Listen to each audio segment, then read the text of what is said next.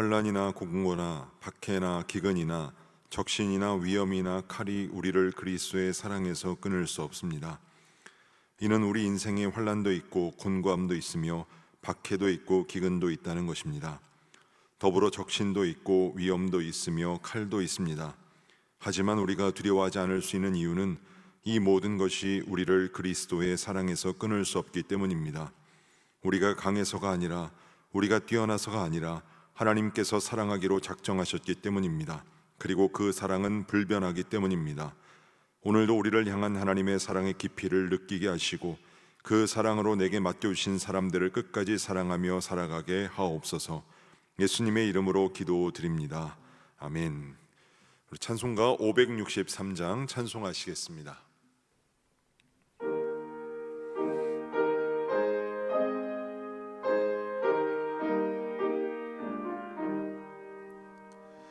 예수 사랑하심을 성경에서 배웠네. 우리들은 약하나 예수 권세만 도다. 날 사랑하심, 날 사랑하심, 날 사랑하심 성경에 쓰였네. 나를 사랑하시고 나의 죄를 다 씻어 하늘 문을 여시고 들어가게 하시네. 날 사랑하심, 날 사랑하심, 날 사랑하심 성경에 쓰였네. 내가 연약할수록 더욱 귀히 여기사 높은 보좌 위에서 낮은 나를 보시네. 날 사랑하심, 날 사랑하심, 날 사랑하심 성경에 쓰였네. 세상 사는 동안에 나와 함께 하시고 세상 떠나가는 날 천국 가게 서 날 사랑하심, 날 사랑하심, 날 사랑하심 성경에 쓰였네. 아멘.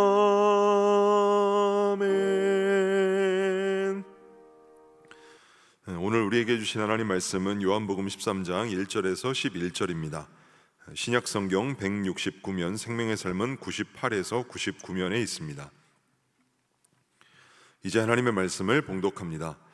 유월절 전에 예수께서 자기가 세상을 떠나 아버지께로 돌아가실 때가 이른 줄 아시고 세상에 있는 자기 사람들을 사랑하시되 끝까지 사랑하시니라. 마귀가 벌써 시몬의 아들 가룟 유다의 마음에 예수를 팔려는 생각을 넣었더라. 저녁 먹는 중 예수는 아버지께서 모든 것을 자기 손에 맡기신 것과 또 자기가 하나님께로부터 오셨다가 하나님께로 돌아가실 것을 아시고 저녁 잡수시던 자리에서 일어나 겉옷을 벗고 수건을 가져다가 허리에 두르시고 이에 대야에 물을 떠서 제자들의 발을 씻으시고 그 두르신 수건으로 닦기를 시작하여 시몬 베드로에게 이르시니 베드로가 이르되 주여 주께서 내 발을 씻으시나이까. 예수께서 대답하여 이르시되 내가 하는 것을 내가 지금은 알지 못하나 이후에는 알리라. 베드로가 이르되 내 발을 절대로 씻지 못하시리이다. 예수께서 대답하시되 내가 너를 씻어주지 아니하면 내가 나와 상관이 없느니라. 시몬 베드로가 이르되 주여 내 발뿐 아니라 손과 머리도 씻어 주옵소서. 예수께서 이르시되 이미 목욕한 자는 발밖에 씻을 필요가 없느니라. 온몸이 깨끗하니라. 너희가 깨끗하나 다는 아니니라 하시니 이는 자기를 팔 자가 누구인지 아심이라. 그러므로 다는 깨끗하지 아니하다 하시니라. 이 말씀은 살아계신 하나님의 말씀입니다. 아멘. 오늘 이 새벽 엎드림 새벽 기도회 자리에 나오신 모든 성도 여러분들을 주님의 이름으로 환영하고 축복합니다. 예수님은 자신이 세상을 떠나 아버지께로 돌아가실 시간이 가까워지자 세상에 있는 자기 사람들을 사랑하시되 끝까지 사랑하셨다라고 말씀합니다. 이 말씀만 보면 일정 기간 동안 아버지를 떨어져 있다가 헤어졌던 아버지를 다시 만나러 가는 그 기대와 설렘을 드러내는 것처럼 얼핏 이 애틋한 심정이 드러나 보이는 것처럼 보이는 말씀이지만 이면에는 십자가의 참혹한 죽음이 기다리고 있는 그런 순간이라고 할 수 있습니다. 이제 고통의 길로 들어서야 하는 이 괴로운 시간이 기다리고 있는 것입니다. 누구나 죽음을 앞두고 하는 유언은 그 어느 때보다도 중요한 말을 남깁니다. 유언은 부모님이 돌아가시기 전 자녀들에게 남기고 싶은 마지막 말을 남기는 것이라고 할 수 있는데, 이 유언에는 부모님의 간절한 바람이 담겨 있기도 합니다. 세족식은 하나의 유언과도 같다고 할 수 있습니다. 따라서 세족식에는 예수님의 모든 사역의 핵심 메시지가 담겨져 있다고도 말할 수 있습니다. 그렇다면 우리가 반드시 기억해야 할 예수님께서 마지막 유언과 같은 이 세족식을 통해서 전하고자 하시고자 하는 메시지가 무엇이겠습니까? 그것은 바로 사랑입니다. 본문을 통해 예수님의 이 사랑이 어떤 종류의 사랑인지 들여다보겠습니다. 예수님께서 저녁 잡수시던 자리에서 일어나 겉옷을 벗고 수건을 가져다가 허리에 두르시고 대야에 물을 떠서 제자들의 발을 씻으시며 그 두르신 수건으로 씻기신 발을 닦으십니다.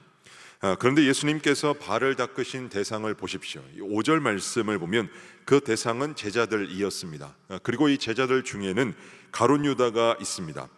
가룟 유다는 은 30에 대제사장들에게 예수님을 팔아넘긴 사람이었습니다. 당시 은 30개는 그렇게 큰 돈이 아니라고 합니다.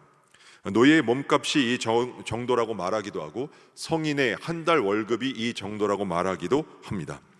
가룟 유다가 갑자기 돈에 대한 욕심이 생겨서 그랬는지, 아니면 예수님을 곁에서 보기에 예수님께서 보이시는 행동이 너무나 미적지근하니까 예수님을 궁지에 몰아넣으면 어마어마한 일을 일으키실 것이라는 기대에 그랬는지, 아무튼 마귀는 예수님을 팔 생각을 가룟 유다에게 넣었고, 가룟 유다는 어떤 생각에서였는지 정확히 알 수는 없지만 은 30에 예수님을 팔아 넘겼습니다. 또한 이 제자들 가운데는 누가복음 22장에 의하면 당시 이 제자들 가운데 누가 크냐라는 그런 다툼이 일어났다고 합니다. 예수님의 죽음의 시각은 시시각각 다가오고 있는데 제자들은 누가 높은 벼슬을 차지할 것인가를 놓고 다투고 있었습니다. 마지막으로 베드로는 이후에 예수님을 모른다고 3번이나 부인하는 사람이었습니다. 그리고 예수님께서 잡히실 때 모든 제자들은 예수님을 버리고 도망합니다. 이러한 제자들의 발을 예수님께서 닦으시는 것입니다. 여러분, 우리가 모르는 사람에게 배신을 당하는 것도 고통스럽다고 할 수 있는데, 자신을 배신할 것을 미리 알게 되었다고 했을 때 내가 배신할 사람들을 바라보는 것이 얼마나 고통스럽다고 할 수 있겠습니까? 화가 치밀어 오르지는 않겠습니까? 앞으로 제자들이 자신을 향해서 할 행동을 이미 예수님께서는 아셨기 때문에 그 일을 벌일 제자들을 향해서도 책망할 수 있지 않겠습니까? 그런데 그렇게 하지 않으셨습니다. 예수님께서는 저들이 지금 무엇을 할 것을 이미 다 알고 계셨음에도 불구하고 한 사람 한 사람의 발을 깨끗이 닦아주실 분이었습니다. 베드로와 가룟 유다를 포함한 모든 제자들의 발을 닦아주셨습니다. 그리고 예수님은 유언과도 같은 이 세족식을 마치신 후에 다시 자리에 앉으셔서 제자들에게 이와 같이 말씀을 하십니다. 14절입니다. 내가 주와 또는 선생이 되어 너희 발을 씻었으니 너희도 서로 발을 씻어주는 것이 옳으니라. 이 당시 유대 사회에서 다른 사람들의 발을 닦아주는 것은 지극히 일반적인 일이었습니다. 흙먼지가 가득한 길을 샌들을 신고 다녀야 했기 때문입니다. 따라서 집안에 들어오게 되면 가장 먼저 하는 일이 발을 닦는 일이었습니다.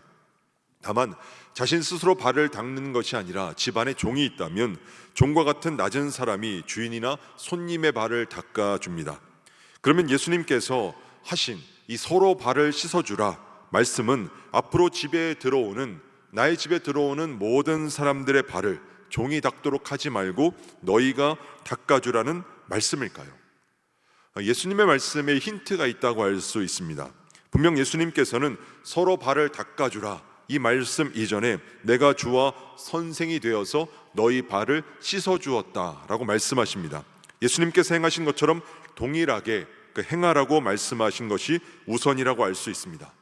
그렇다면 예수님께서 보여주신 주와 선생으로서 보이신 모범이 무엇이라고 할 수 있겠습니까? 발을 닦아주시는 것을 통해서 예수님께서 말씀하고자 하시는 것이 무엇이라고 할 수 있겠습니까? 예수님께서는 분명 저들이 행할 일을 알고 계셨습니다. 그런데 한 명 한 명 앞으로 제자들이 행할 일들을 언급하시면서 배은망덕한 자들이라고 저들을 책망하지 않으셨습니다. 예수님은 자신을 향해 등을 돌릴 이 제자들의 발을 깨끗이 닦아주시면서 직접적으로 배신할 너희들을 용서하는 의미로 발을 닦아주는 것이라고 말씀하지도 않으셨습니다. 그냥 발을 닦아주십니다. 따뜻하게 저들을 대해주시는 것이었습니다. 주와 선생이 되러 발을 닦아주시는 이 예수님의 행동을 통해서 무엇을 알 수 있습니까? 제자들, 즉 사람은 바꿀 대상이 아니라 사랑의 대상이라는 것입니다. 사람은 바꾸려 하지 말고 사랑해야 한다는 것입니다. 이는 예수님께서 부활하신 후 그 모습을 보면 더욱 명확해진다고 알 수 있습니다. 디도모라고도 불리는 도마는 예수님의 부활의 소식을 믿지 못했습니다. 그래서 오늘날까지 불명예스럽게도 의심 많은 도마라고 불립니다. 하지만 정작 예수님은 그의 의심을 꾸중하지 않으셨습니다. 책망하지 않으십니다. 도마는 이렇게 말합니다.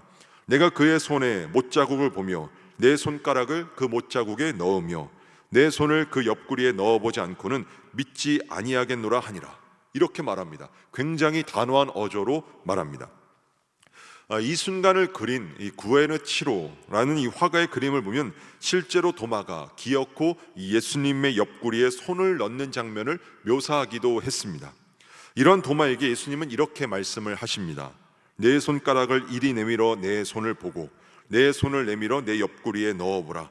그리하여 믿음 없는 자가 되지 말고 믿는 자가 되라. 그리고 너는 나를 본고로 믿느냐? 보지 못하고 믿는 자들은 복되도다 하시니라. 이렇게 말씀을 하십니다. 이 말씀을 단순히 도마의 믿지 못함에 대한 책망의 차원으로만 이해해서는 안 됩니다. 물론 강한 태도로 이 불신의 말을 한 도마에 대해선 이 책망이 전혀 없다고 볼 수는 없지만 예수님의 말씀은 이 보고 믿은 자에 대한 책망이기보다는 보지 않고 믿는 자에 대한 이 복을 강조한 말씀이라고 보는 것이 더 타당하기 때문입니다. 베드로는 또한 어떻습니까? 예수님의 십자가 이후에 그는 다시 본업의 자리로 돌아갑니다. 자신에게 익숙한 자리로 돌아갑니다. 물고기를 잡으러 나갑니다. 배를 타가 나가서 물고기를 잡으며 예수님을 처음 만났던 장면을 떠올렸을지도 모릅니다. 그런데 그때의 그 장면이 다시 한번 재현됩니다. 누가 베드로를 향해서 주님이시라고 말합니다. 베드로는 주저없이 겉옷을 두른 후 바다로 뛰어듭니다. 그리고 예수님께로 나아갑니다. 이때 예수님을 향해서 나아가는 베드로의 마음이 어떠했다고 볼 수 있겠습니까? 그의 마음이 반가운 마음이었겠습니까? 아니면 죄송한 마음이었겠습니까? 아무튼 예수님을 끝까지 따라가지 못하고 부인했던 이 베드로가 예수님을 배신하고 익숙한 삶의 자리, 다시 고기잡이로 돌아갔던 이 베드로가 예수님께 나아갑니다. 물살을 헤치며 한 걸음 한 걸음 예수님께 나아갑니다. 예수님은 그런 베드로를 향해서 자신을 향해 다가오는 베드로를 향해서 책망하지 않으십니다. 숯불에 생선과 떡을 구워 저들에게 상을 차려주십니다. 밤새 고기잡이에 지쳐있고 새벽에 싸늘한 공기에 식어있던 그들의 몸은 주님이 마련하신 이 조반을 먹으며 점점 회복되어 갑니다. 그리고 식사 후 예수님은 베드로와 대화를 나누십니다. 이 모습은 예수님께서 처음 베드로를 부르셨을 때 누가복음 5장 1절에서 11절까지의 이 말씀과 동일하다고 알 수 있습니다. 예수님은 이처럼 십자가에 달리시기 전 사역의 마지막 사역이었던 유언과 같은 이 세족식의 상황 가운데서도 그리고 부활하신 후에도 제자들을 향해서 책망하지 않으십니다. 너희 발을 씻었으니 너희도 서로 발을 씻어주는 것이 옳으니라 라고 말씀하실 뿐이셨습니다. 예수님은 제자들과 3년을 함께 생활하시면서 몸소 보여주셨던 이 사랑의 삶을 지금 마지막을 앞둔 순간 가운데서도 제자들의 발을 닦아주시면서 행하시고 계신 것입니다. 사랑하는 여러분, 이렇게도 생각해 볼 수 있지 않겠습니까? 손이 될 수도 있고 얼굴도 될 수도 있는데 굳이 왜 발일까요? 어떤 종교 개혁자는 발이란 우리가 날마다 세상에서 접하는 모든 욕망과 염려에 대한 비유적인 표현이라는 것입니다. 쉽게 말하면 인간은 죄악된 세상에서 발을 딛고 살아가기 때문에 세상에 물들어가는 존재라는 것입니다. 예수님은 이렇듯 끊임없이 세상을 향하려는 존재들을 사랑하려 하셨습니다. 제자들은 분명 실망스러운 모습을 보였습니다. 연약함도 있었고 허물도 있었습니다. 하지만 몸이 깨끗해졌지만 발은 더럽다는 이유로 버리지 않으셨습니다. 살아가는 가운데 저들이 또다시 죄를 범하고 허물 가운데 있었다 해서 비난하지 않으셨습니다. 책망으로, 훈계로 저들을 바꾸려 하지 아니하시고 끝까지 예수님께서 보이셨던 모습은 사랑으로 수용하려 하셨습니다. 허물도 품어주는 사랑의 삶이셨습니다. 그와 같은 삶을 제자들도 살아가라고 말씀하고 계신 것입니다. 사랑하는 여러분, 책망이 사람을 바꿀까요? 충고한다고 사람이 달라지지 않습니다. 사람은 충고한다고, 지적한다고 변화되지 않습니다. 사람은 바꿀 대상이 아니라 사랑의 대상이기 때문입니다. 이 새롭게 하소서에 엠마오 교회 한창수 목사님께서 하신 말씀이 있습니다. 고린도전서 13장은 사랑장인데 누가 말하기를 이 사랑이라는 말 대신 예수님을 넣어보라는 것입니다. 고린도전서 13장 4절입니다. 사랑은 오래 참고, 사랑은 온유하며, 시기하지 아니하며, 사랑은 자랑하지 아니하며, 교만하지 아니하며. 이 말씀에 예수님을 넣으면 이렇게 됩니다. 예수님은 오래 참고, 예수님은 온유하며, 시기하지 아니하며, 예수님은 자랑하지 아니하며, 교만하지 아니하며. 너무 당연하고 자연스럽습니다. 예수님의 이 사랑은 무조건적이며 한계가 없기 때문입니다. 그런데 예수님 대신에 자신의 이름을 넣어서 읽어보는데 그 이 말씀이 읽혀지지 않더라는 겁니다. 도무지 읽을 수가 없더라는 겁니다. 내 안에 사랑이 없기 때문입니다. 따라서 우리가 기도할 것은 누구를 바뀌게 해달라는 기도가 아닙니다. 누구를 변화시켜달라는 기도가 아닙니다. 내게 사랑을 부어달라고 기도해야 합니다. 죽음을 앞두고 보이신 나를 배신하고 또 나를 떠나고 부인하는 그들을 향해서도 사랑을 베푸셨던 예수님의 그 모습처럼, 이 극도로 예민한 상황 가운데서도 사랑으로 나아가셨던 예수님처럼 그 사랑이 우리 안에도 충만하게 해달라고 기도해야 합니다. 그 사랑으로 평생을 살아가게 해달라고 기도해야 합니다. 그 사랑이 우리에게 부어질 때 다른 사람의 발도, 다른 사람의 허물도 품어주고 씻어줄 수 있기 때문입니다. 저와 여러분 안에 예수님의 이 사랑이 충만하게 부어져서 어떤 사람의 상처와 등돌림 가운데서도 그 대상을 끝까지 사랑으로 끌어안는 저와 여러분 되실 수 있기를 주님의 이름으로 축복합니다. 기도하겠습니다. 사랑의 하나님, 예수님은 예수님과 뜻을 같이 할 때만이 아니라 예수님을 떠나고 배신할지를 아심에도 불구하고 저들이 어떤 행동을 보일 것을 아셨음에도 불구하고 사랑하셨습니다. 마찬가지로 우리가 예수님을 기쁘게 할 때만이 아니라 예수님을 따르다 실패하고 넘어짐 가운데 있을 때도 사랑하시는 분이십니다. 우리에게도 이 사랑이 가득하게 하여 주시옵소서.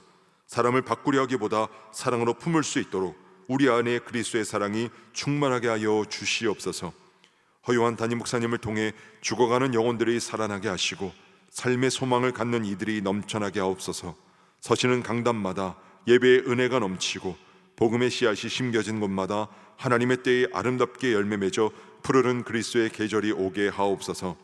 계약을 앞둔 자녀들을 위해 기도합니다. 하나님을 거스르는 세상의 문화로부터 자녀들을 지켜주시고 하나님 나라의 세계관을 가지고 세상에서 구별된 자로 온전히 살아가게 하여 주시옵소서. 이 나라를 국률하게 주시고 평화를 빛처럼 내려주셔서 건강하고 안전한 나라로 다시 세워 주시옵소서. 이 새벽에도 귀한 헌금을 드린 손길이 있습니다. 이 물질이 생명을 구원하는 데 쓰이는 귀한 물질이 되게 하여 주시옵소서. 드린 모든 손길 위에 축복하여 주셔서 사르밧 과부에게 기름과 가루가 마를 날이 없도록 축복하신 은혜가 있게 하여 주시옵소서. 이 시간 각자가 가지고 나온 기도의 제목들이 있습니다. 그 기도마다 믿음으로 간구하게 하시고 응답하여 주시옵소서. 예수님의 이름으로 기도드립니다. 아멘. 하늘에 계신 우리 아버지, 아버지의 이름을 거룩하게 하시며 아버지의 나라가 오게 하시며 아버지의 뜻이 하늘에서와 같이 땅에서도 이루어지게 하소서. 오늘 우리에게 일용할 양식을 주시고 우리가 우리에게 잘못한 사람을 용서하여 준 것 같이 우리 죄를 용서하여 주시고 우리를 시험에 빠지지 않게 하시고 악에서 구하소서. 나라와 권능과 영광이 영원히 아버지의 것입니다. 아멘. 우리 시간 기도하실 때 나라와 민족과 교회를 위해 그리고 오늘 말씀을 놓고 기도의 자리로 나아갑니다.